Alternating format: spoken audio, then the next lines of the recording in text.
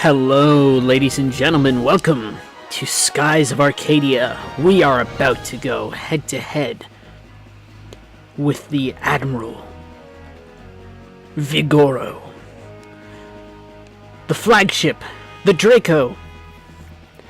And really, this is a battle about being able to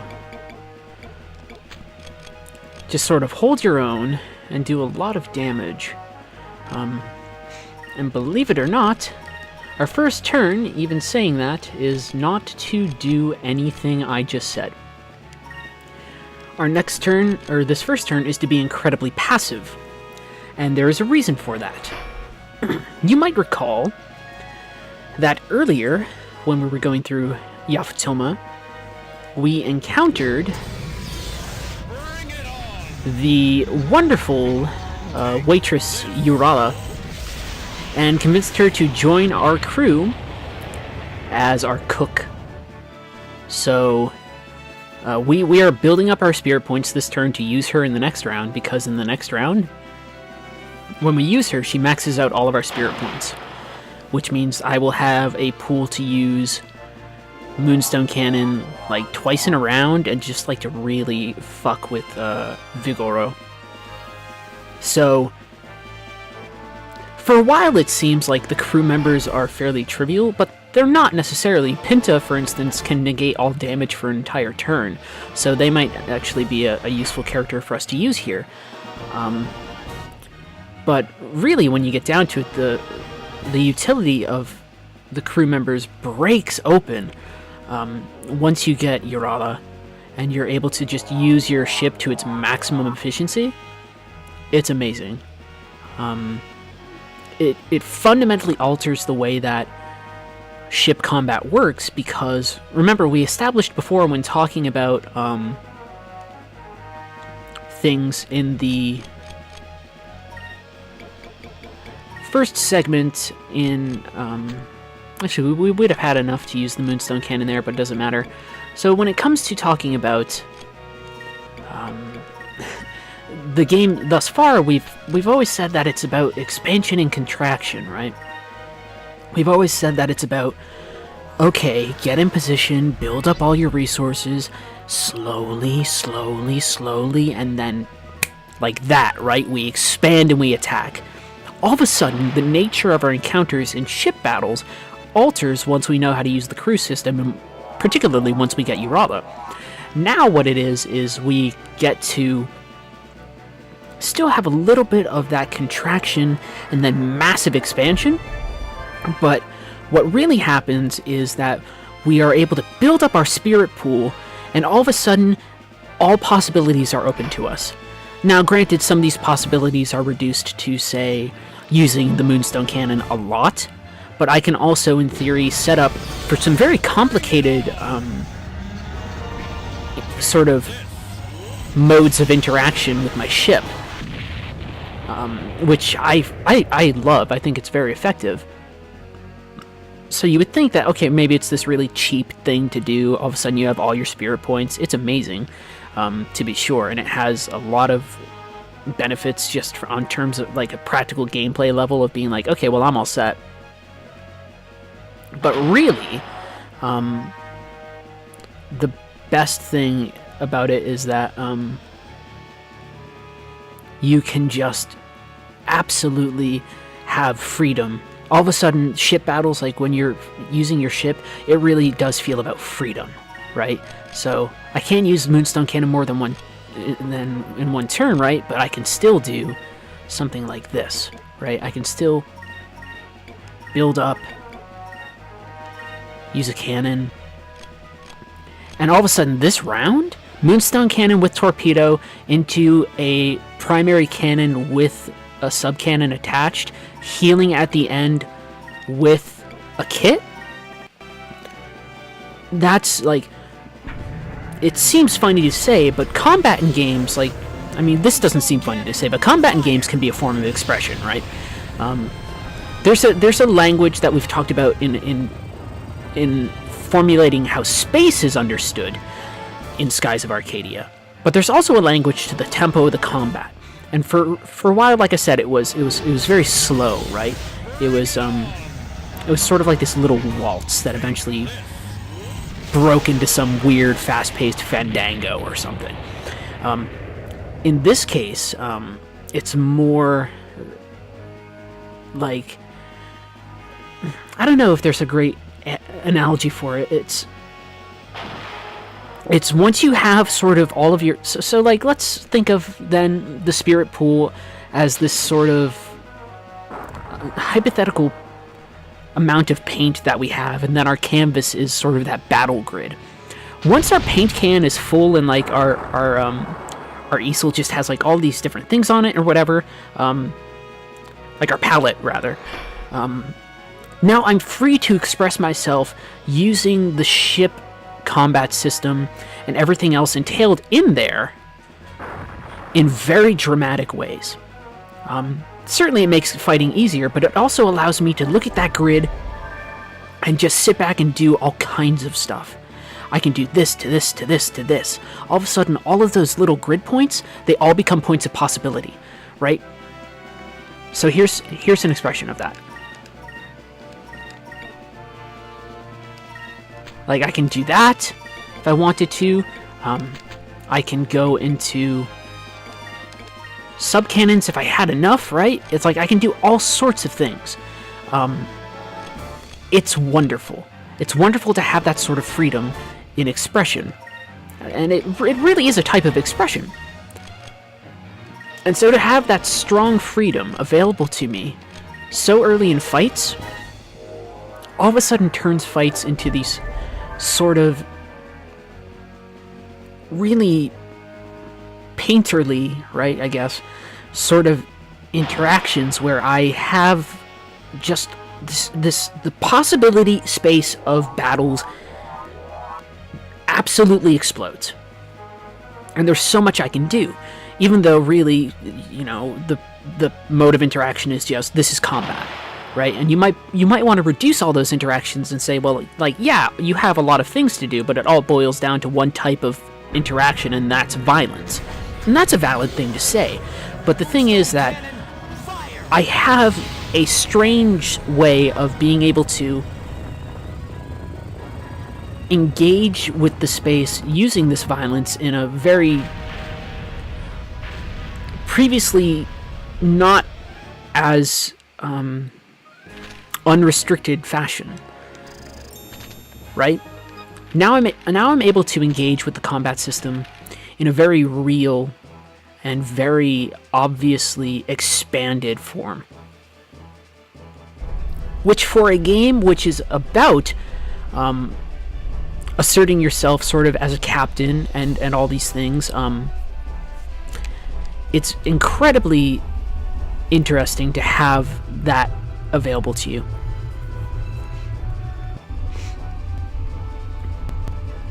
Right? And so you think, okay, maybe I might need to fight the Lynx again. But of course we know that Kangan's been up to no good. And so we get to fight the Gigas. We get to fight Blueheim. So, while I did say it was tempting, at least in the last section, to break up things, the fight against Vigoro and against Blueheim, I forgot just how much combat really expands and goes nuts once I have some of those options available to me. So now we get this instead. And this is really, like, I mean, Grendel is probably my favorite Gigas in terms of visual design, but in terms of establishing, like, the power of a Gigas, have the sky filled with ships, even more ships than we had in Ixotaka, and just have this beast fly past them and completely destroy them and devastate everybody. You know, tossing them into winds where they blow up and hit each other, coursing with electricity. This is probably, this is one of the reasons why I think that this segment of the game is also really strong. It's because a lot of what's going on, like, the scale of it seems even greater than what we've had before. We have political conflict in a country. We have different factions vying for each other, different personal stakes. And then we have this Gigas that comes in. And the power of the Gigas is shown by the fact that it can blow away all of those things. Literally. It can, all that politics stuff, all of a sudden, doesn't fucking matter, because the Gigas can come in and swipe it away with just like a wash of its wings. Just boom. All of a sudden, all that political infighting, all of that stuff that's happened, doesn't matter. The monster comes in, can totally shunt aside the silly works of men, right? And just is this force that makes all of those things trivial, which is sort of really cool. And I don't even mean sort of. It's really cool. What does that do? Restores spirit. But we will heal. And actually, we will use the gear grease. And we'll just sort of test the waters this round, right? Not too bad. I like it. But it really is, like... I think the game does a really good job of setting up Blueheim here. Even more than the game was able to do for Grendel. Because it has this thing... This underlying conflict around us that seems like it has a lot of complexity to it, and then the monster's just able to sweep in and reduce that complexity to nothing.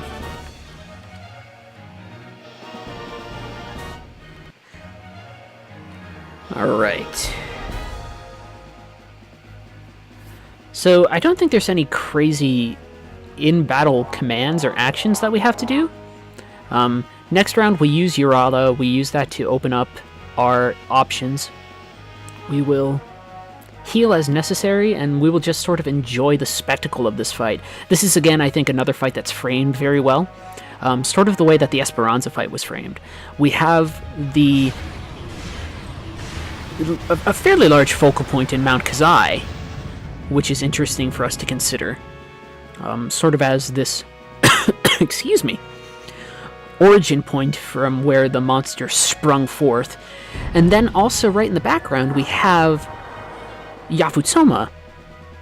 So it's this reminder of like, look at this thing that we risk losing.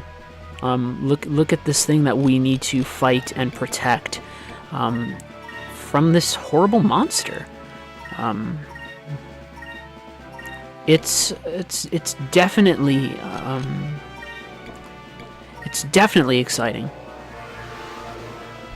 And one of the reasons I think that this segment of the game is so powerful is because of the power of this encounter and the way that it is framed. Certainly all of the other things I said in the previous segment hold true, but this is the culmination, this is the climax. As is the encounter with any Gigas. But compare what we remember of Rakumen to this. And I don't think there's much of a comparison to be had at all when it comes to the scale, when it comes to everything that's going on.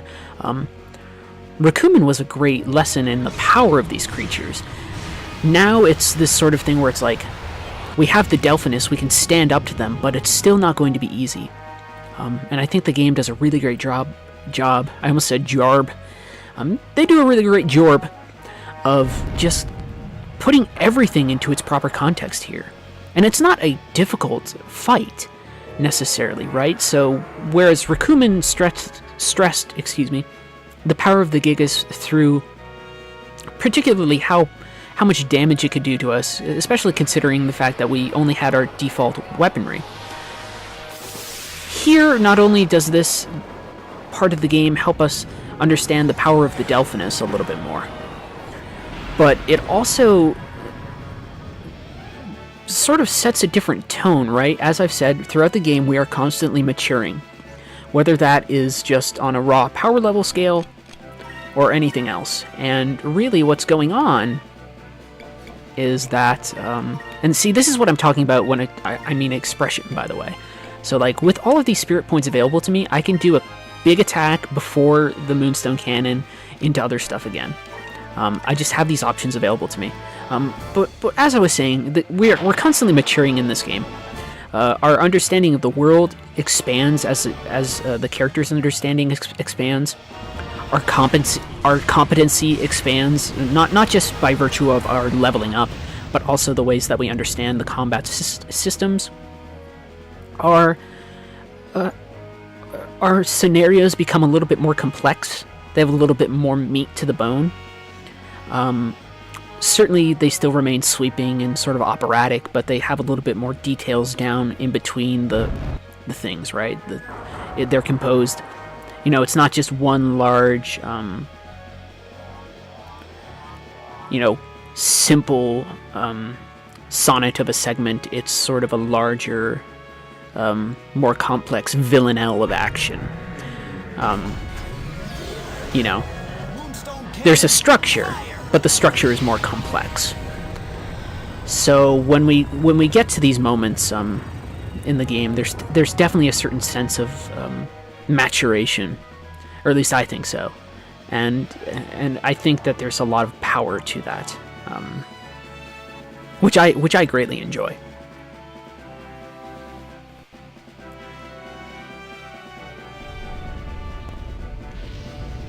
And here we have a powerful skill. I wonder, I feel like there's a way to counteract this, because I feel it knocks us off balance. So maybe we should have used Quicka. I always forget. I remember this fight visually, but I don't remember it quite as much. Yeah, so we need to counter the wind attack. So I lost my opportunity for a Moonstone Cannon in that round, which means that the best thing I can do is heal as much as possible. Probably going into the rest of the rounds too, and focus at the end. So it's a little, it's not horribly difficult, but I forgot that there were actually sort of contextual moments that happen. And I think, again, Quicka might be the answer. Because basically what the game is saying is that you need a way to assert your sort of navigational coherency after you've been blown off course. So we only have so many ways that we can express that through the game, and one of them is Quicka. And in fact, I should probably buff more often in these fights anyway, but I generally don't find it necessary.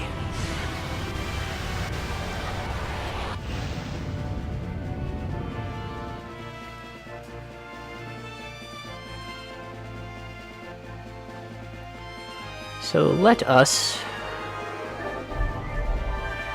See, I have no problem taking up time for healing, particularly I'm sort of mumbling my words right now because my throat is threatening to cough again.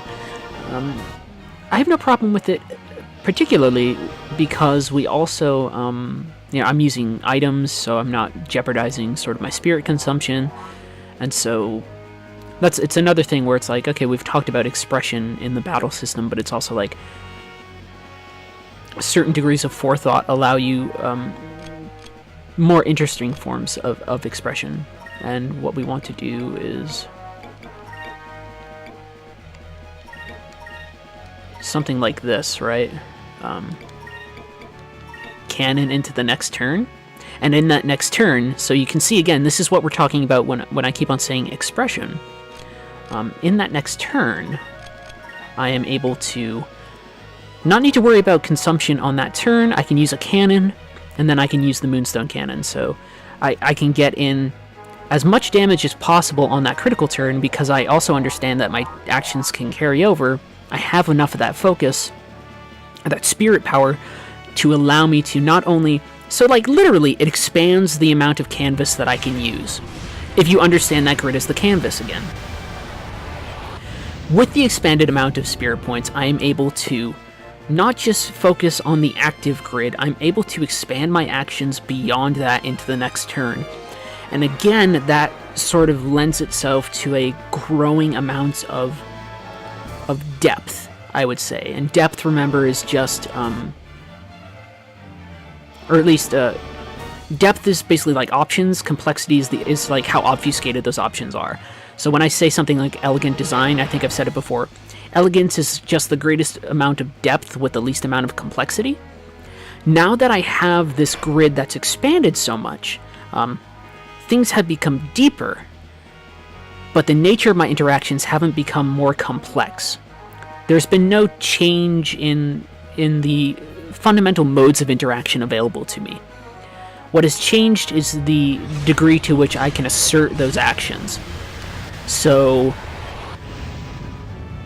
the combat system expands, things become more deep, but because the interactions don't become any more obfuscated or altered in fundamental ways, I am not dealing with something where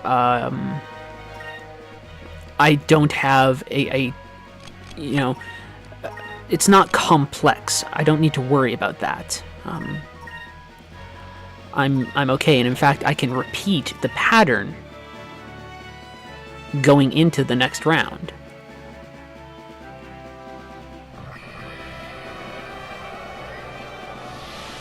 So before, like I said, it was wait, expand. Now it's like, expand, and in that expansion comes an amazing amount of freedom. Or at least freedom as we can understand it within the confines of the combat system. It's like this, that's just as good as any Moonstone Cannon attack. In fact, it's potentially better. I forget what we did for the output on our last Moonstone Cannon attack. But because I had that moment of amazing expansion at the beginning, as opposed to sort of this really slower build to it, the entire grid is my fucking playground. And the nature of combat in Skies changes. And it changes just through the tweaking of a fairly small, innocuous variable. How quickly can I generate more of spirit points? And when that is high, things become far more active. And so, theoretically, this could be the end of the battle. I don't think it will be, but... so those big moments of complete explosion where I was able to stack different types of attacks, those are doing more than Moonstone Cannon. Obviously, if I was buffed, Moonstone Cannon would be doing a shit ton more, but I am able to set up for things that, like, I don't need to fall back on my crutch anymore. I still use it because it's a powerful tool, but it is not the only powerful tool allotted to me. And that is important. It's very important. And just for shits and giggles, even though this will be the end of the sort of sequence anyway, Quicka.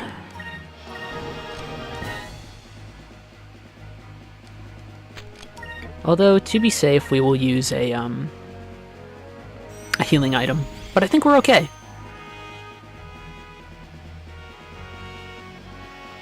But I really admire sort of this system, even though people watching, especially if you made it this far, God bless you, but still, it's like, when you probably see the thing in action, you think like, oh, it's just a grid system, and you do these things, and it's way simple. It's super simple. And it is, but because of the amount of things that I'm eventually able to do with it, I enjoy the system because it doesn't overly complicate itself. It lets you learn fairly early on what your options are, and then once you have the option to like really expand and use all kinds of those things, you're in great shape. So this should be a good hit. And Moonstone Cannon will get it in the next turn.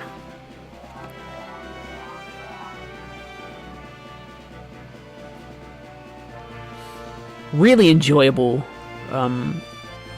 two sequences of combat, which I might in fact highlight Because I think this is a good elucidation of what you can do with a simple system by then allowing the player to explore in that system to large degrees.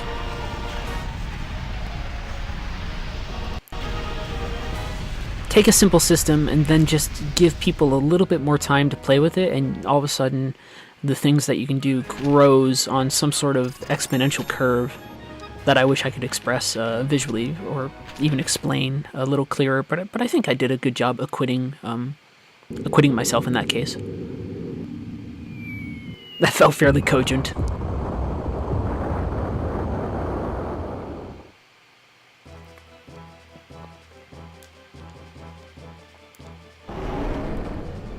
Oh, he's not going anywhere. The wonderful Prince Daigo.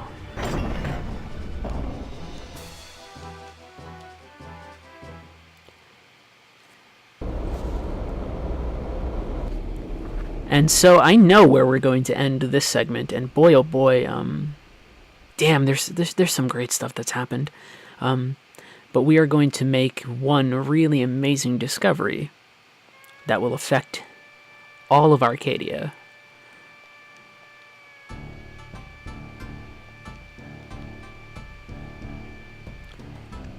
Enrique bears a lot of guilt for things that his country does, and you understand that responsibility, but Mikado is wise enough to sit back and be like, hey,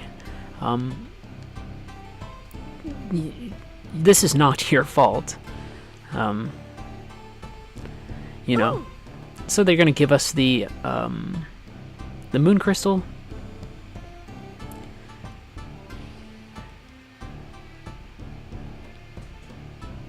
Like, it's a nice end to this segment.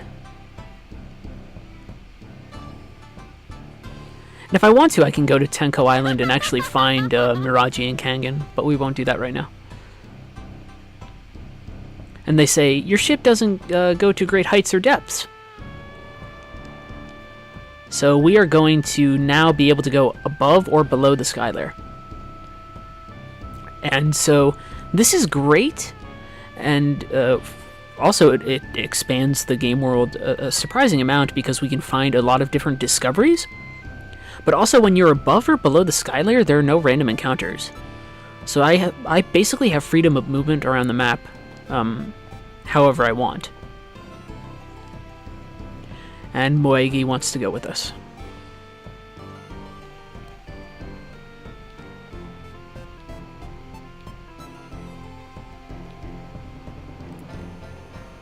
We are going to have a lot of options moving around the world now. The amount of discoveries we can find is great. Moegi's joining us. She's going to be our other delegate. And now that we are able to, really explore the world, like, again, the game expands so much. Just take the navigation system, give us a little bit more freedom, and all of a sudden we can do a lot more with it.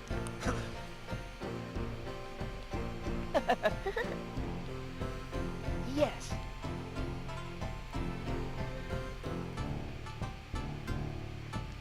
Yep, so delegate, and we're doing pretty good.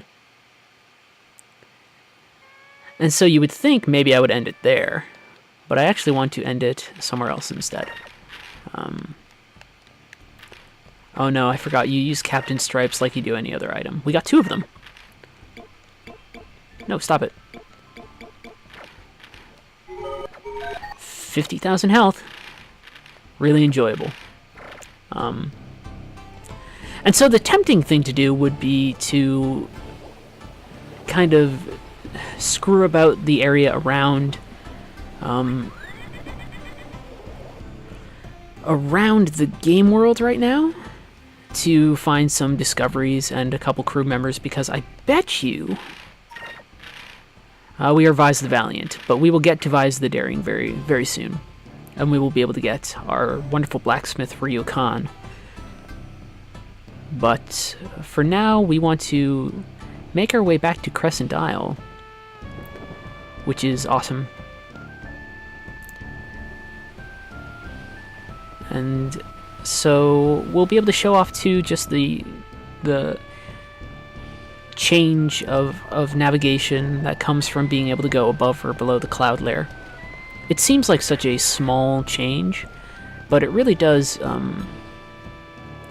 And also, good on the developers for making sure that there are plenty of discoveries to find in these areas. It makes the world feel like it has a lot more history, because you find a lot more stuff. It's very, very much enjoyable. And so now we have to figure out what we're going to do. So let's say, hey, we should. We need to go to Crescent Isle to use the book to alter our ship so that we can go above or below the sky layer. So what are we going to do to go home? It's to the west of here. Let's try heading east.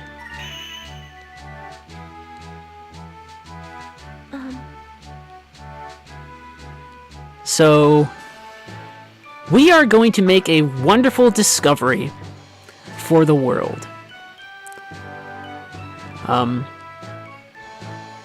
No one has proven it, but we are going to prove that the world is round. And it's so fucking funny that I think that's one of the coolest fucking things in the world. That this is something that they include in the game. Where they're like, okay, so one of the things you can do is go around. However, this is the end of Disc 1, so my plans have changed. So I want to save the game.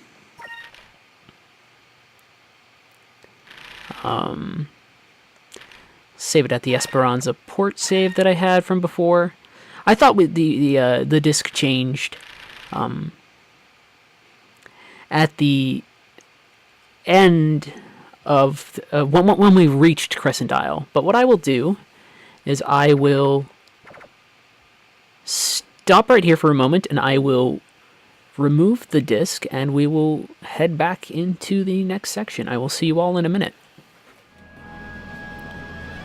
Alright, we are back. I sort of skipped a little bit of travel, not too much. We just needed to go a little bit east to where the stone rift had been broken through, where the Valuans had sort of made their way in. And now we are back, believe it or not, in Ixotaka, which means I might be able to pick up Hans, but I will probably do that off-screen. We'll show off some other places that we can go in a moment. I just want to make sure I have a good grasp on the map here. So we literally just want to keep on going straight as much as we can, which is pretty great. Yeah. And then in the next segment, I think we'll show off some party member acquisition and go from there. But we'll sort of end when we reach Crescent Island, I think, will be the general plan for now. And already, like, I talked about being able to move around the map in a much freer capacity. We can definitely do that right now, because we can break through all the rifts that we couldn't before. But, I mean, like, when we're able to go down below the sky layer, it's like, look at that, there's something right down there. I know there's something there I want to get, or I don't know, right? Maybe, I'm not somebody who's played the game a lot, let's say, but now I know I will have all of these sort of expanded areas to reach, and that's really great. And I like showing the journey sort of back home. I think there's value in showing all the lands that we've gone by. So this is Maramba, and we actually want to just keep on going.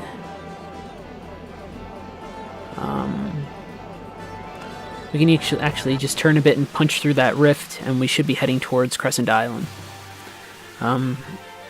But again, I mean, I always talk about going back into spaces, and in this case, it's just getting to see the world. It's really nice. And again, I like to stress that the discoveries that we're making and a lot of the things that we end up finding now are all of these really cool historic things. You know, the first people to get to Yafutoma, figuring out that the world is round. I mean, ignoring the fact that plenty of our actions already have a lot of, okay, Sacralyn, yes, awesome. She'll be able to heal us to full anytime we want her to. I mean, let's ignore the fact that there's already plenty of historic things that we pulled off just in terms of action. The whole notion of exploration sort of backing that up too is really great. And you can see right up there, sort of a satellite in the sky. That is one of the discoveries. I think I've pointed it out before. We'll be able to go get it once we can move above the sky layer, but we are so close to Crescent Isle. It is right in our grasp. And I think what we'll do is we'll head there, we'll check it out. We did pour a fair amount of money into upgrading it before we went on the rest of our journey, so now we can just sort of head back there. This is a tricky choice to make, by the way, fighting some of these enemies, but I do it anyway. If you gang up or spend a lot of time fighting lower level enemies, the game will actually reduce your swashbuckling rating. The idea behind it being that you're sort of fighting against people who are weaker against you. I think I've talked about this before. But also, like, it's weird. It's hard to figure it out at times because you also don't want to, run away, because that affects your ranking as well. So it's a strange sort of gameplay catch-22. Not a big deal, but still something worth noting just in the general context of everything that we are discussing with the game. And I should probably switch Fina back over to Silver at some point, but there it is, our home. Will we get there before random encounter strikes? I don't know. Place your bets, folks. Haha. I see some buildings on that island.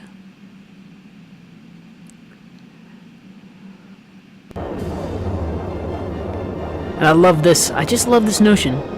Crescent Island is straight ahead. Holy fuck, the world is round. Such a simple idea. But of like, I mean, we take it for granted because we're modern people who know that the world is round, and we also know that the universe is really big and the Earth is tiny and we are even smaller. But they don't know that in this, and so we have found that the world is round. Until now, no one knew what lay beyond the edge of the world, and it was commonly thought to be a long, turbulent drop into nothingness. But after the Blue Rogue Vise returned from his voyage around the world, it became known that the world was round. I want to see more. I don't think I'll be happy until I see the whole world. I love it. And so, our island, not completely in working order yet, but we got some cool stuff to head back to and check out. And the great thing too is that we have different builders, we have all kinds of people. We're going to be able to sort of customize the island a little bit.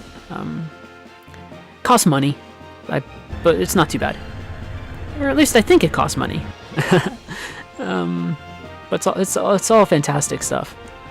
So we'll explore Crescent Isle, and we'll sort of go from there.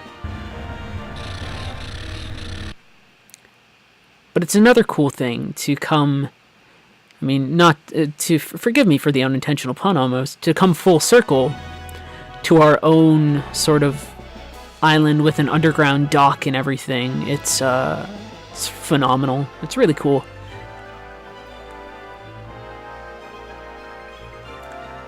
Ba-bam! I hope he says it.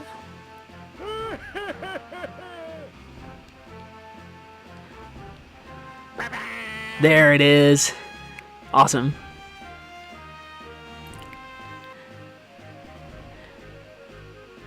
Yeah, so we'll be able to use some money to upgrade the fortress a little bit. And then also we're going to be able to move up and down above the cloud layer and stuff. It's awesome. It's another case of just the world expanding and all sorts of fun stuff.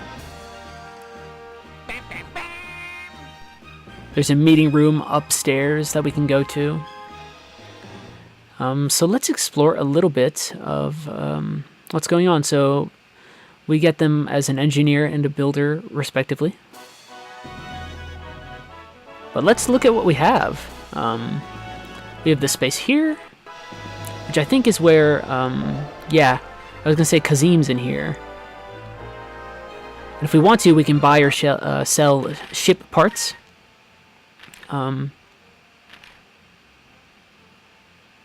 It's tempting to get the advanced cannon because it is, or ancient cannon because it is better than the advanced cannon.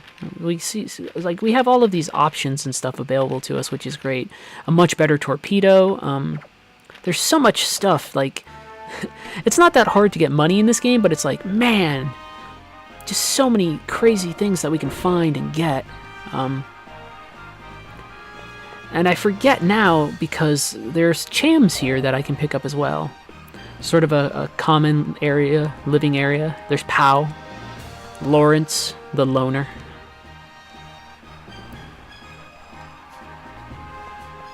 I love it. I think, can I go underneath the stairs? It's back here, right? I think, yep. Nope, I don't want to do that.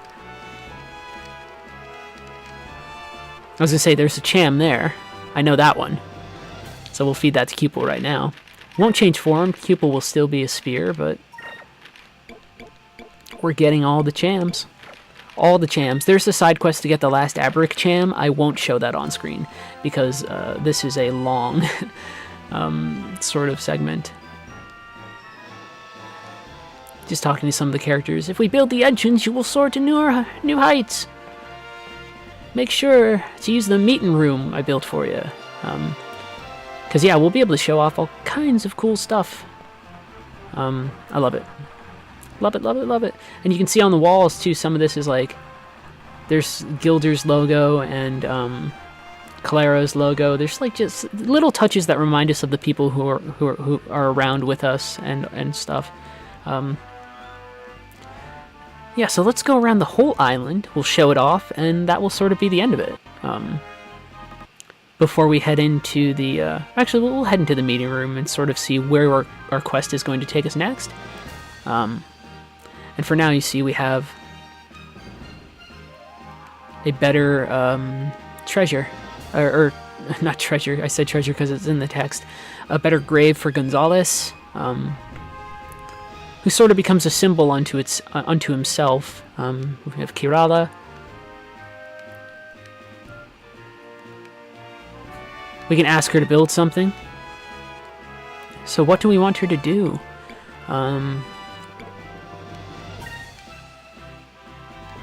It doesn't cost a lot. So we'll have her remodel the tavern.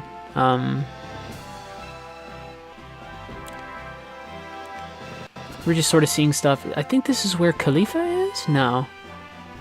Just more stuff. Look at that little stuffed creature on top of the boxes. There are two chams. Is one of them up near where the flag was? Might be. But we can see the Delphinus flag, which is so cool. I love it. Just hitting the button just in case it is here. Yep, it is. So two chams, found them both. I remember those. Quite a bit, I remember those.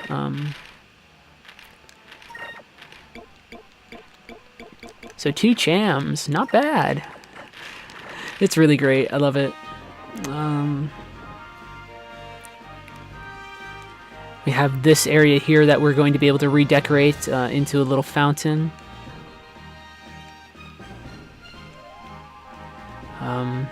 Yeah, so let's just look about these spaces for a minute, and sort of what we have. So this is what we have for the tavern for now. There's Merida.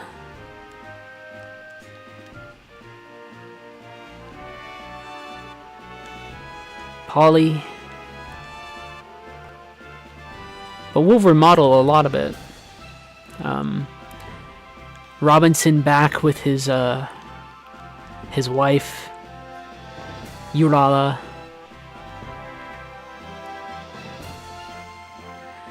like everybody seems so excited. And we'll renovate the kitchen and everything, and we'll have our own thing, and maybe I'll do a little miniature Let's Explore where it's like, let's explore the final version of Pirate Isle. These are the living quarters, but I want to show off sort of everything we got. So there's Pinta and Marco.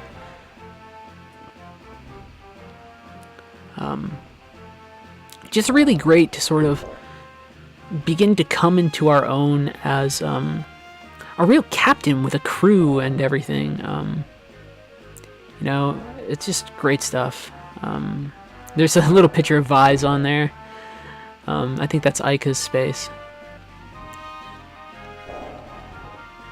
And this is Enrique's, because it has the picture of Moegi.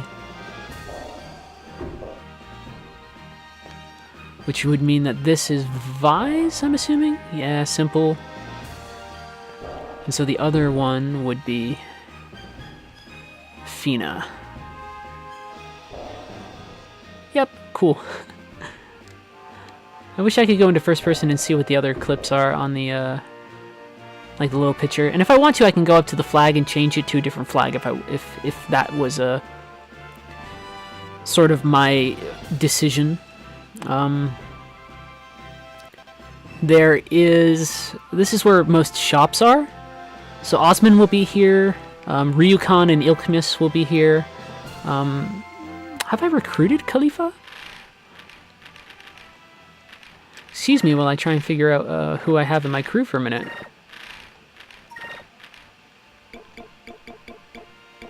No, I haven't. So I have some people that I can recruit. Domingo, Bell, Hans, Dawn, Ilkmis, I believe. Then Ryukan and whoever also competes with the space with Ryukan. I forget. Let's see what we can buy. It's mostly just boxes. That's not bad. Stock will sort of change depending on a couple other things. But yeah, this space, like everything about it is so great when you upgrade it, and you know, it's not that much to upgrade, and you have so much, you have so many resources here, and it's all just it's so cool.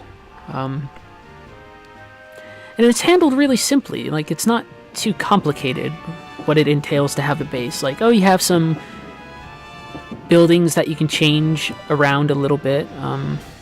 Tika Tika up here.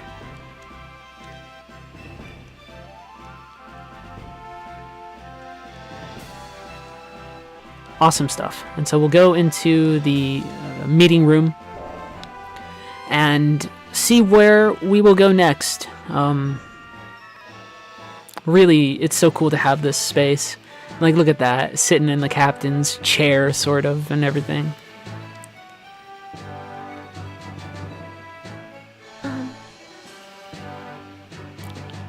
Three moon crystals. Doing pretty good.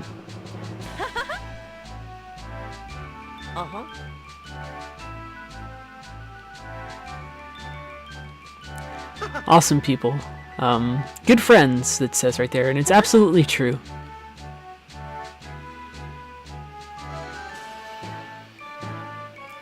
Great friends, I get excited when we explore new lands, even the ones with monsters. As well, we should get excited when we explore new things, even the scary things.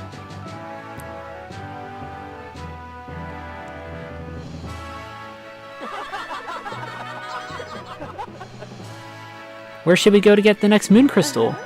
She knows. We will go to the land of the purple moon. It is known as the land of ice. It should be hidden there. The purple moon is the source of power for all ice magic. So we're sort of heading to Antarctica. We get to see some more of Aika's crazy ideas of what life would be like. Anyone who goes there will be frozen solid in a matter of seconds. I don't want to have to chisel you out of the ice vise. Like that. First I was going to catch on fire, then people were going to eat us with sticks, now I'm going to freeze. When you become a vicicle, Don't come crying to me. Silly stuff, but I enjoy it. But there should be ruins in the Land of Ice. The hull will be reinforced. We might be able to break through the stone reefs, break through ice, and we might be able to go lower because we're upgrading the ship. Awesome stuff. So our next destination will be a journey to the Land of Ice. I will see you there, or maybe not in the Land of Ice, but I will see you in the next video, hopefully, for sure. Thank you for watching. This is really fun. I love it. I love you very much as well. I will see you around. Bye.